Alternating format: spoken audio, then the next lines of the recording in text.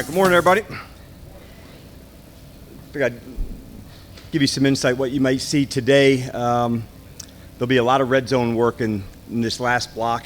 You'll also see some competition where, for instance, second down and play it out. You know, may go second down, goes to second and 9, goes to third and 4, or could go second down to first down. And so some of those unscripted plays that just allow the communication, the flow of a small series to take place.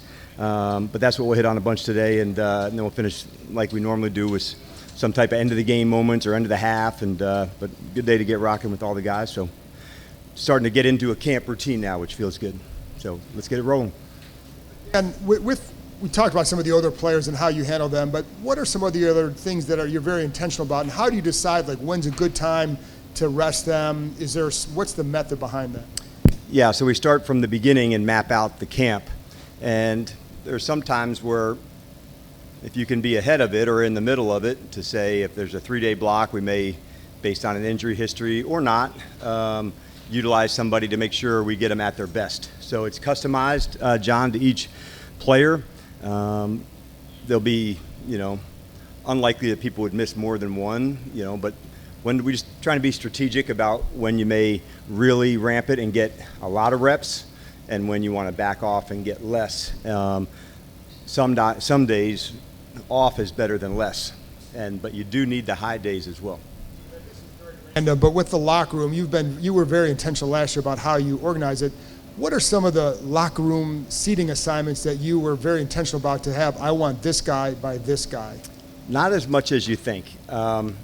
The main thing you don't want, in my opinion, everybody who's in the same meeting room sitting next to each other then in the locker room as well, because then like all of our diversity isn't a strength, because we're just with the same group in the meeting room, in the locker room, you spend so much time together. So that would be the main thing. But past that, there is a lot of leaders here. So where you may have done that in the past, there's really a really strong group connected here.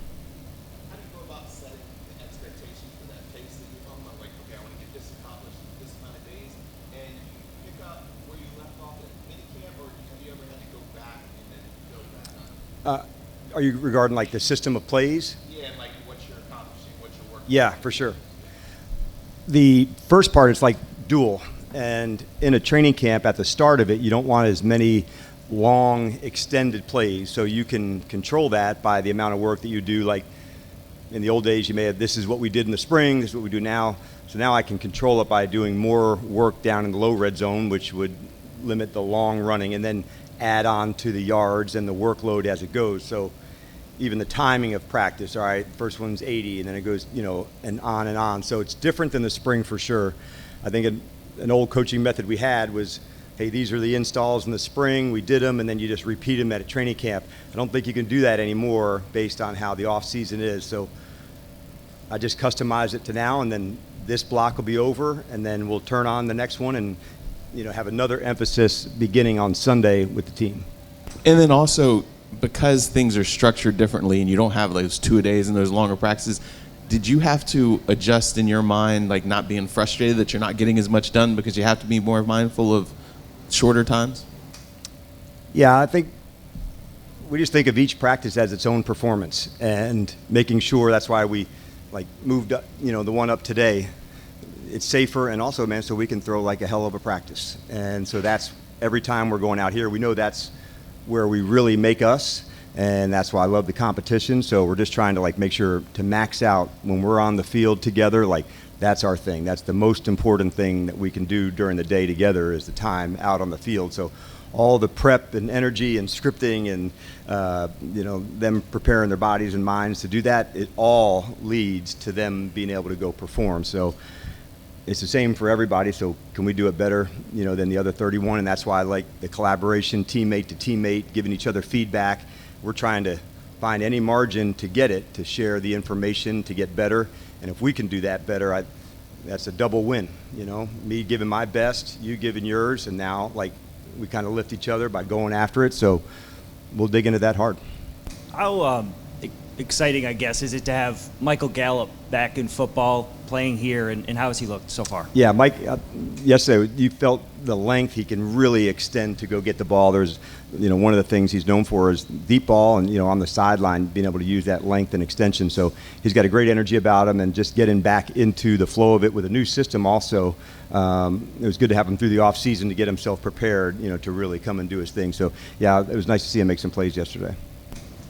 Dan, not all incoming first-round picks are the same in terms of maturity coming into the league physically or whatnot. With Josh, true junior, 21, how have you kind of seen him handle so far this experience, and what have you just kind of seen his play so far?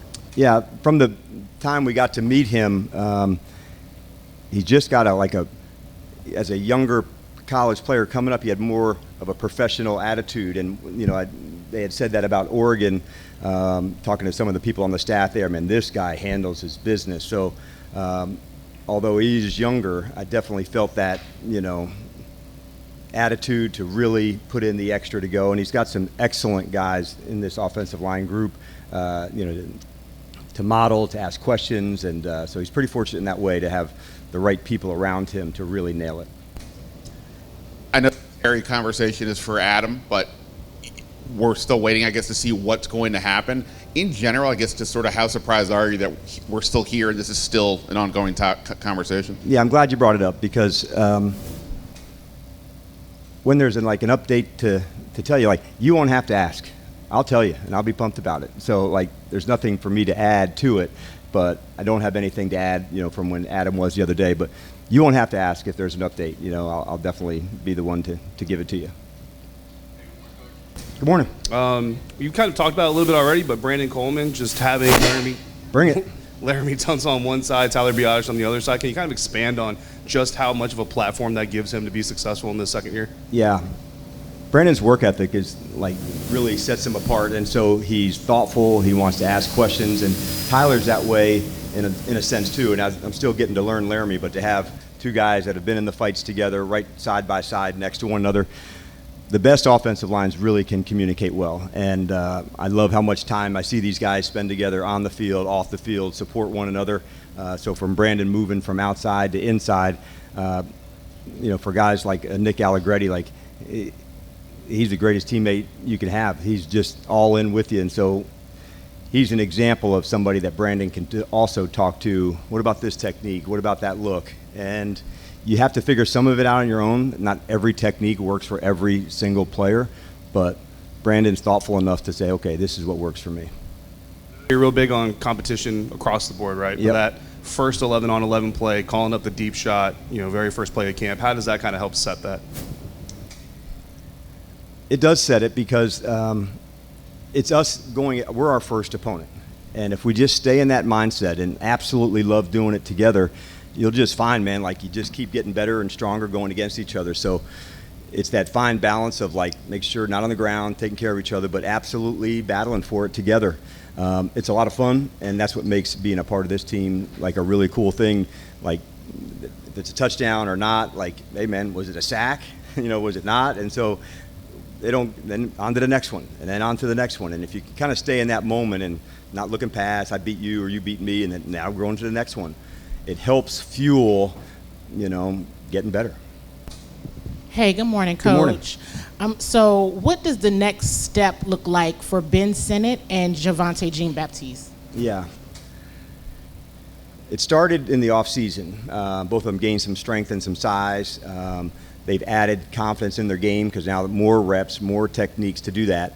And now we just need to get them in and playing. But both of them have really, kind of jumped out to us this off season to say, okay, this is your time. You've, put the work in. Now you get to go do that. And so, finding ways for them to express that in practice, here against other teams, preseason games, that's the next step.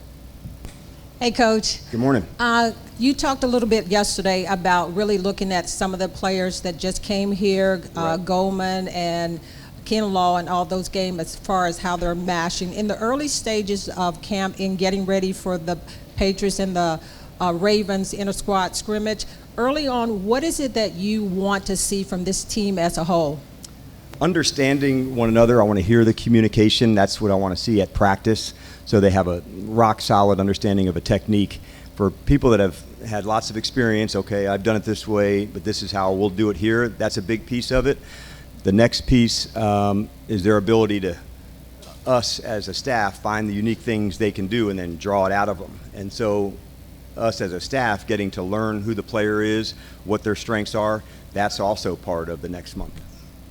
The newer players here, Will Jones and Jonathan Jones, what have you seen from those two guys in the early stages as they mash together with their teammates? Yeah, I feel Jonathan's speed, and Will as well. Both of these guys can really fly. On the first day, I felt Will's communication as a safety, that's so important to be able to talk ahead of the call. So a formation or something that's about to happen, kind of like playing defense in basketball, can you say where the screen is? Can you say where the ball is going to be? And so for the safeties and the people that can do that, that's a really big deal. And then from Jonathan, from day one, man, this is a absolutely squared away professional that can play multiple spots, nickel and corner. He's been an absolute blast to coach. Morning, Dan. Morning. We've talked about it. The running back room is deep. You got some players in that room, specifically Ja'Cory Krosky-Merritt. How does he jump out to you, and how does he fit into that room? Yeah, at that position, like I said, it's a hard one to evaluate in non-pads because you don't know did the person make the tackle, did he break the tackle, and so it's offensive line, defensive line, and running backs are sometimes the hardest, but what you can evaluate is the explosion on the cut, the assignment, was the read correct, and having Anthony here is a really big deal, from a running back standpoint. He's got so much experience, can give the insight to the players to absolutely get them right. But I think it's the violence of the cuts, that he can get his shoulders square and get downhill fast. So I'm very excited to see, once we get into some opportunities where does he get tackled, does he not, does he run through some? So, but he's off to a really good start. A lot of this predates your time here, but because they were drafted in back-to-back drafts. Can you hit the first part again, JP? Sorry. Yeah, just a lot of this predates your time here, but Duran and John Allen were drafted back-to-back first-rounders from Bama, and they were always kind of like brought up together. What, if any, differences have you noticed with Duran, with John gone? Just vocal? That'd probably be a better one for Duran. I don't want to tell his story, because I wasn't here during when they're, like you said, coming through together. But what I can say is that, man, is he really on it. Like, he's been absolutely going for it the entire spring. There's an energy about him and a discipline that he's really ready to go take it on. You talked a little bit about this during the offseason when you brought him back, but how important is it for Zach Ertz and the role he has, and just even watching him go through special teams drills and just the leadership he brings? We talk Bobby and Vaughn, but Ertz is right there. 100% he's right there. He has this ability, because he's seen a lot, that he can collaborate with a coach. Hey, Joe, I know what the coverage was. I could see it based on this person or this call. And, what a valuable teammate. Not just to tell the other safety, but to be able to incorporate, coaching. That's connection, man. That's a championship mindset to say, how do we find ways to do it better? So I had high expectations of what it would be like to coach Zach, and he has absolutely surpassed that. Last season, there were 6 come-from-behind victories, a lot of success in game-specific situations, 4th downs, red zone, 2-minute, that kind of stuff. Does that reinforce, the extra time, the amount of time you guys are working on here in camp doing those scenarios? Yeah, you'll have to check, Mitch, on the numbers, but it's going to be damn near 6 or 7 out of 10 games that are going to be within a score. And so knowing that's our league and being able to find edges and moments to be at your best in these spots, I think it's critical. We had a good discussion last night, with some of the players on kickoff return, and we were standing there at the 35. Say, okay, this is out here, our team's going to be willing to touch it back and put the ball at the 35 or put it in play. And so all these discussions come up on how do you find margins and edges to go win it. And think about a field position difference that could take place even in special teams. But it's why we do, the extra work in these moments that, 1 minute left, 32 seconds left, end of the half. Can you hold on to the ball and not give them a possession? Going for it on fourths. Those are all part of finding small margins, man. And you got to execute. You got to be able to deliver, because there's that fine line between reckless and being bold. And we want to be bold, but not let's just go for it. So it's thoughtful, what's the play, what yard line would we, so we spend a lot of time preparing the team for those moments, and then you go let it rip. Effing rip. Dope. Okay. Hey, what's going on, Ron?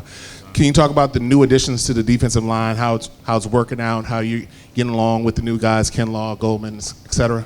Man, them boys, some hard workers. Kinlaw, he a big dude, man, huge guy, but he brings the thump every day. And just those vet guys like Wise and Vaughn, man, it's just exciting to see all those guys in the building and getting to learn from them and how they work and how they just progress on during this training camp.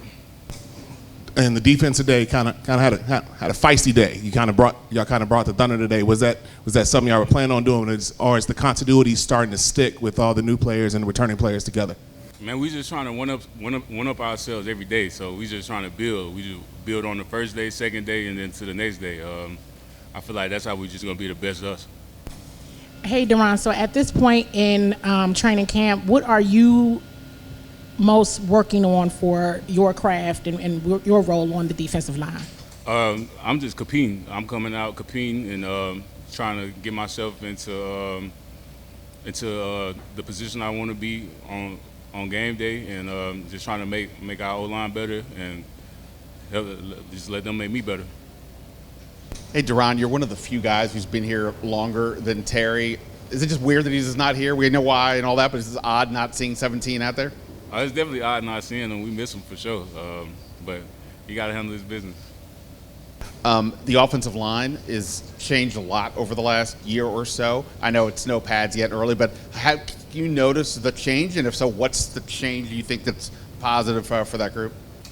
They got some good vet guys at tackle, some young guys playing guard, and another vet guy at center. I feel like they work together good. They all have their good talents, and it's just some good guys.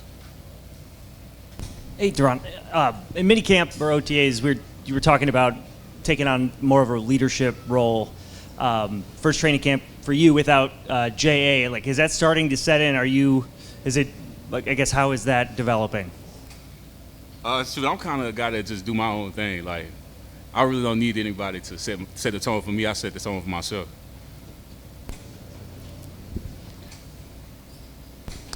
Hey, Deron, you talked a little bit about how many different body types you have now. You've got bigger guys on that defensive line. You've got some smaller, quicker guys. How does that impact your game plan snap to snap? Do you look around and say, I know this guy's tendency, or is it just the same every snap? I feel like it's just the way we play our defense. We can get big and get to base, and we have guys like Big Eddie and Kinlaw playing big end, or we can get to nickel or our pass rush package. So it's like you just got to be aware of who you out there with, and I feel like that's just going to help us have diversity when it comes to just facing different teams. Last year there was a lot about establishing a culture, and now this year you see, even on the T-shirts, you see the standard. So now that that standard has kind of been established, what are some other things that you've noticed you can work on now that maybe the standard doesn't have to be, you don't have to spend as much time maybe establishing the standard? So during camp, bro, we just compete, man. It's all about competition. We just out here trying to make each other better and just execute the game plan at a high level.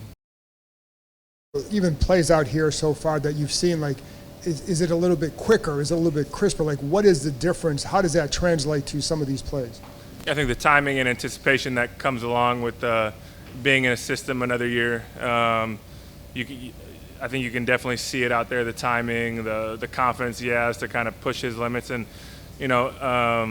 training camp, off-season is about testing how far you can go. And so I still think everyone's trying to push their boundaries, push their bodies to see how much better we can be individually, so the collective gets even better. And that's why I don't put it like if a quarterback throws a pick or whatever, oftentimes sometimes you just got to see how far you can go. If I slip on a route, it's, hey, let's see how far I can push outside a guy in terms of his leverage to see how far I can get back inside.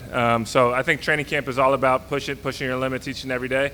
And if we do that individually, we'll obviously grow collectively.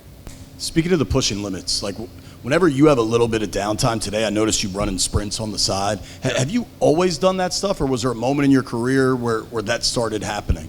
No, I think it's kind of always been something, trying to find little advantages. I don't do special teams. I haven't done special teams for a few years, and so I don't want to be that guy that just sits around when other guys are working. And so for me, it's a great opportunity to just really refine the fundamentals. Like you see me doing all the release work each and every day. If you watch during special teams, that's how I start every practice, is to work on my stance, my starts, work on my press releases, because I feel like once I'm into my routes, no one can really cover me. It's just if they get a hand on me early, that messes up the timing. So for me, it's always about just finding little ways, trying to find little ways to get better. I got a phenomenal coach in Coach Rai, who pushes me, encourages me, finds little things that we can improve on. So I think I owe a lot of my success last year to him. And just for me, it's just about the mentality of I'm not just going to stand out there and just go through the motions. It's about how can I find a way to get better and push the limits just a little more. And you've talked about how DQ really takes care of his vets. Was there ever a moment for you where you keep pushing, and it was weird for you to get, hey, you're not practicing today, or we need you to slow it down?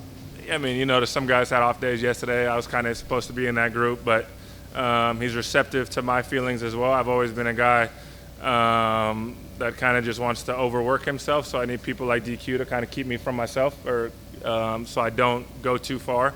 And oftentimes I've gone too far where it ends in injury or whatnot. So DQ, the thing that's amazing about DQ, and it's not just in this situation, he over-communicates, which a lot of coaches, when players are just left to their own thoughts, it's a dangerous spot. You don't know kind of the motivation, the quote-unquote agenda, whatever it is. But DQ is very forthcoming in why he's doing something, why he's like, you're not going to practice. Last year in training camp, I did practice every day. During the season, I didn't practice on Wednesdays, but I'm not going to practice every day in training camp this year.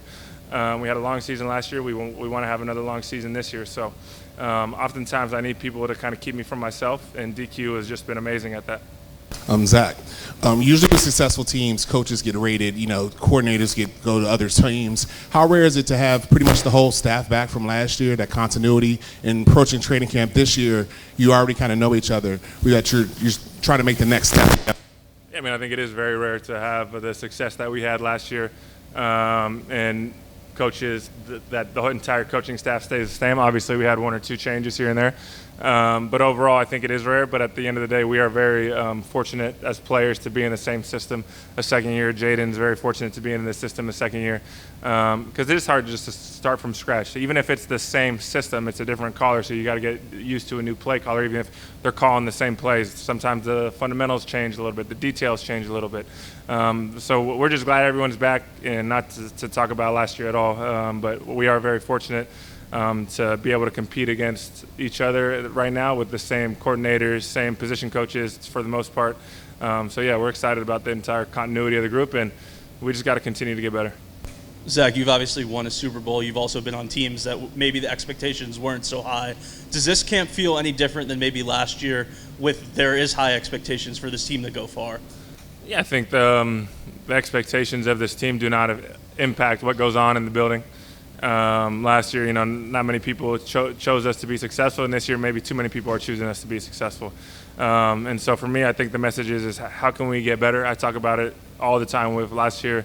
If we started fast or started slow, it's about the continuum improvement throughout the year, and we all have to be better. If we're the same team we were last year, we've let ourselves down enormously. And so for me, for the guys, it's just about how can we improve each and every day? How can we improve the timing, the communication, the blocking? Because we weren't at the end of the day, this year is a completely new team. I don't want to talk about last year really anymore. And so for me, it's just all about how can we get better? How can this team improve? Because we got a lot of new players. I've been on really talented teams. I think this is a talented team. But at the end of the day, talent really doesn't win you games in this league. And so for us, it's about how can we become better as a unit, offensively, defensive, special teams, and better as a team. You talked about a lot of things that have stayed the same, and you talked about some things that have changed. Being able to add players like Debo and Michael Gallup to the skill room, how do you think that helps the skill room but also helps Jaden in year two? I think if you look at our skill group, it's a very diverse skill set between players. I don't think there's just a bunch of guys that have similar traits, similar skills. So I think when you're able to have a bunch of varied talent levels, varied skill sets, it really allows the coordinators to kind of open up the playbook. A guy like Debo, you can really do whatever you want with him as a chess piece. So I think he's going to be a huge piece of our offense. Really excited to see him going, especially when you get the pads on, because I know you can feel his physicality without pads on, but I know he's going to take it to another level when we get the ball in his hands in the games or preseason games or practice.